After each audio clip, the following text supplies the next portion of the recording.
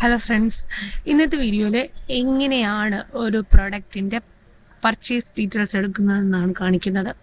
ഒരു particular product എപ്പോഴൊക്കെ purchase ചെയ്തിട്ടുണ്ട് എന്നുള്ള ഡീറ്റെയിൽസ് നിങ്ങൾക്ക് ചെക്ക് ചെയ്യണം എന്നുണ്ടെങ്കിൽ എങ്ങനെ കാണാം എന്നാണ് ഇന്നത്തെ വീഡിയോ.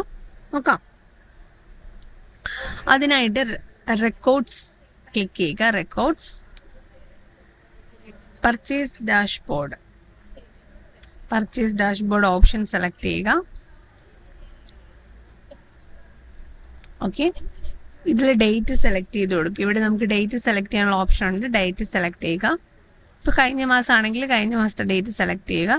ഗെറ്റ് ഡേറ്റ് കൊടുക്കുക. അപ്പോൾ ഓൾ ബിൽസ് അവൈലബിൾ ആയിരിക്കും.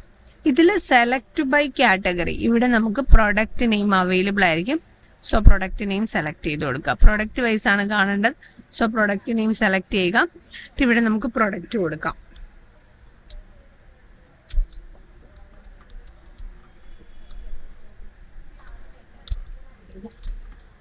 ഓക്കെ, ഇവിടെ നമ്മൾ പ്രൊഡക്റ്റ് സെലക്ട് ചെയ്തു.